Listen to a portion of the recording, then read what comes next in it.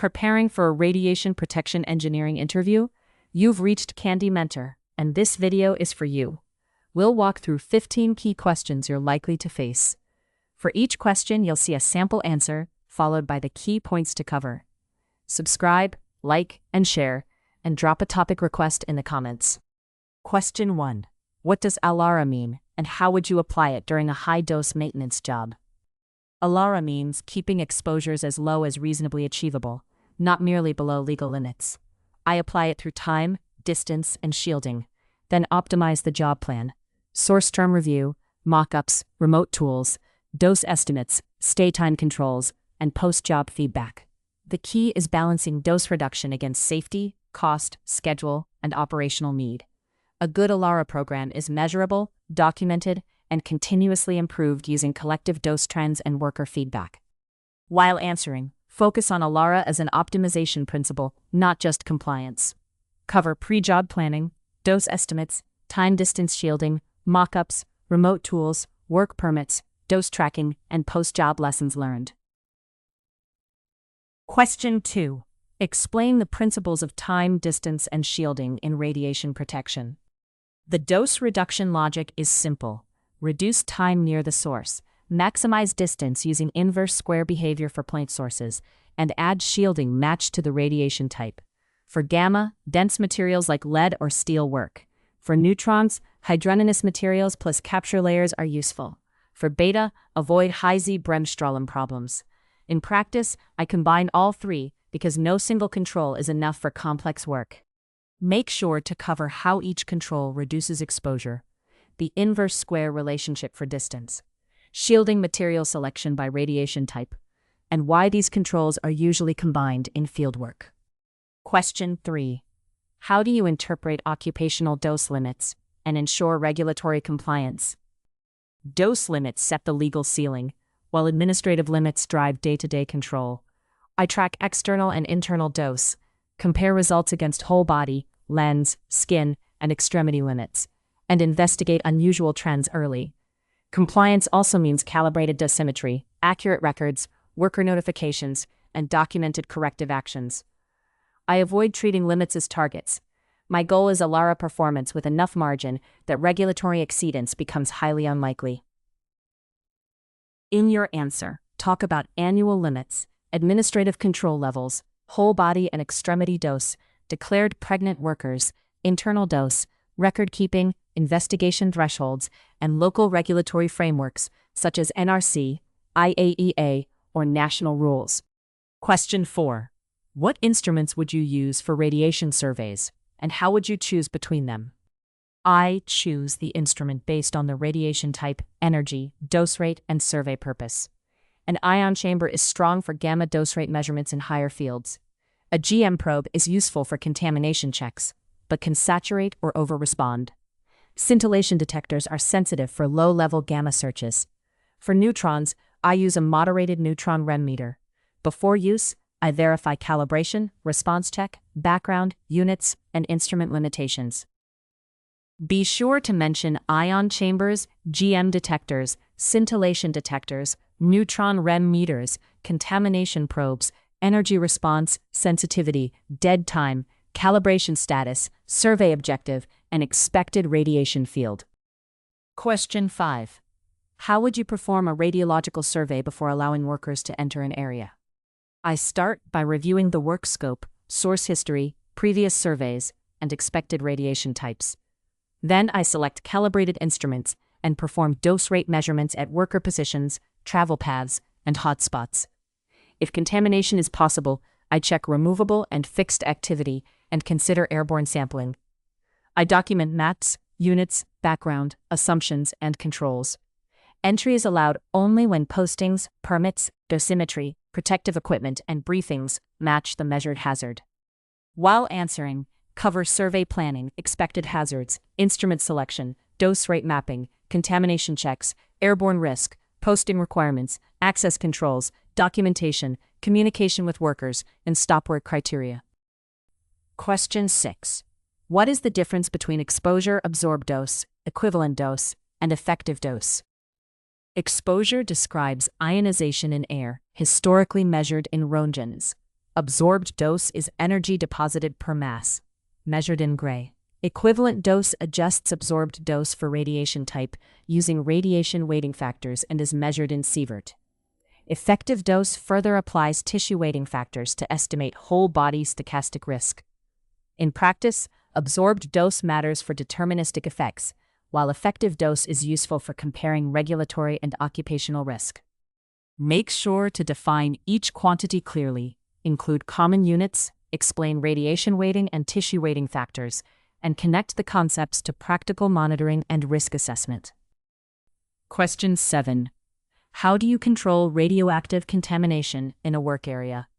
Contamination control starts with keeping radioactive material where it belongs. I use containment, absorbent coverings, glove bags, local ventilation, controlled boundaries, and clear step-off areas. During the job, I require appropriate PPE, frequent frisking, smear surveys, and good housekeeping. If contamination occurs, I isolate the area, prevent spread, decontaminate using the least aggressive method first, and verify with surveys. Tools, waste, and personnel are released only against approved criteria. In your answer, talk about contamination source control, containment, step-off pads, frisking, PPE, smear surveys, decontamination methods, waste segregation, housekeeping, and release criteria for tools and personnel. Question 8. How would you respond to an unexpected high radiation alarm during fieldwork? My first action is to stop work and move personnel to a low-dose area without creating additional hazards. I confirm accountability, check alarming dosimeters, and prevent re-entry until radiation protection evaluates the area. Then I verify the field with appropriate instruments, establish boundaries, notify supervision and required regulatory contacts, and estimate potential dose. After stabilization, I lead a cause review and update controls before resuming work. Be sure to mention immediate worker safety, stop work authority, evacuation or retreat, dosimetry checks, instrument confirmation, area control, notification chain, dose assessment, event investigation, and corrective actions. Question 9. What factors do you consider when designing shielding for gamma, beta, and neutron radiation? Shielding design begins with the source term, radiation energy, geometry, occupancy time, and target dose rate. For gamma, I use attenuation data, half-value layers, and buildup factors, often with lead, steel, or concrete. For beta, I prefer low-Z materials like plastic to limit bremsstrahlung, sometimes backed by lead.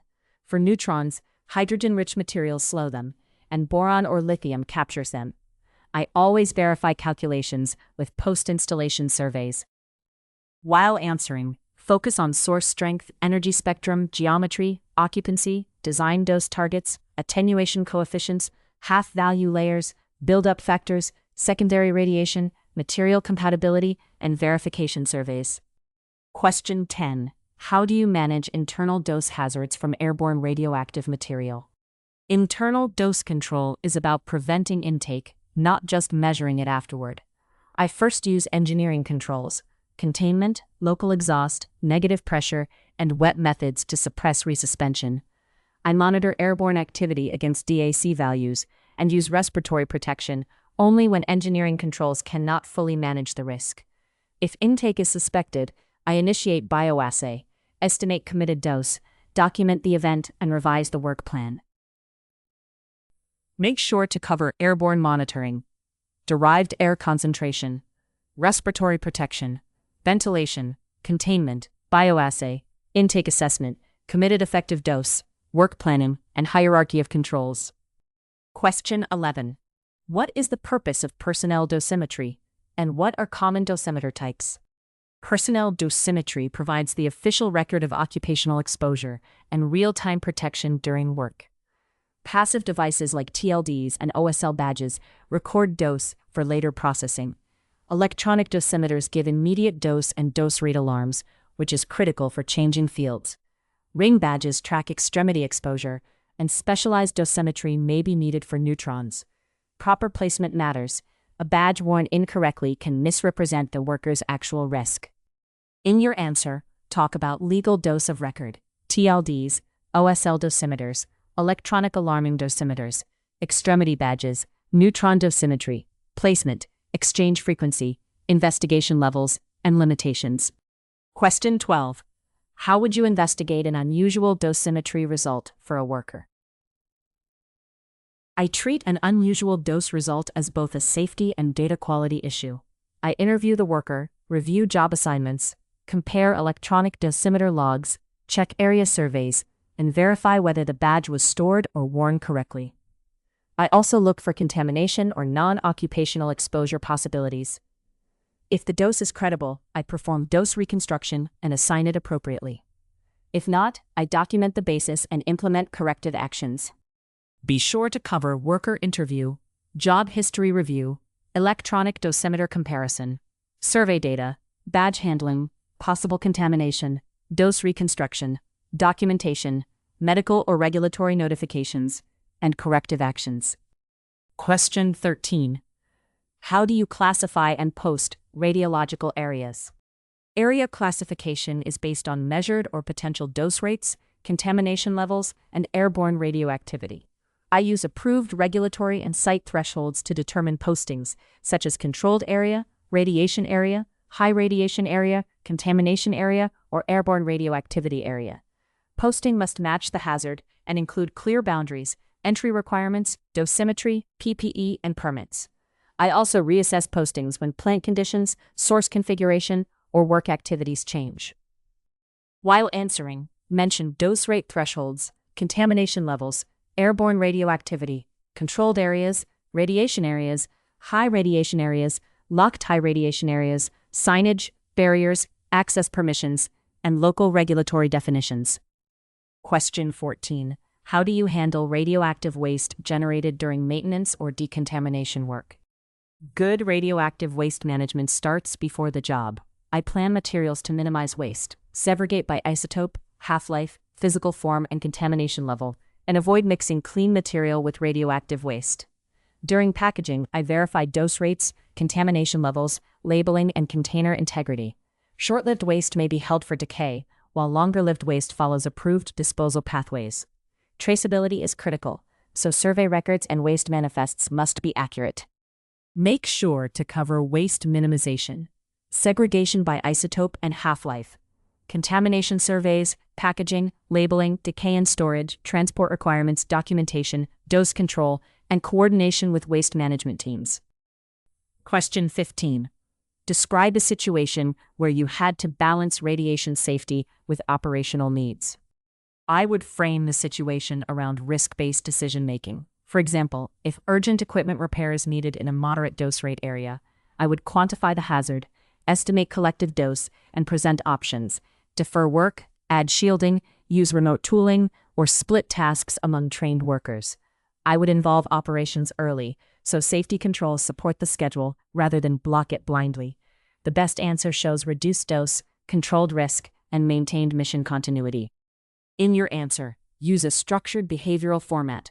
Cover risk assessment, stakeholder communication, ALARA options, dose estimates, operational constraints, decision criteria, implementation, monitoring, and measurable outcomes. If you are still with us, congratulations. You are much ahead of the rest and serious about preparing for your interview. We hope we were able to add value to your preparation and create some helpful content. Do not forget to like and share this video.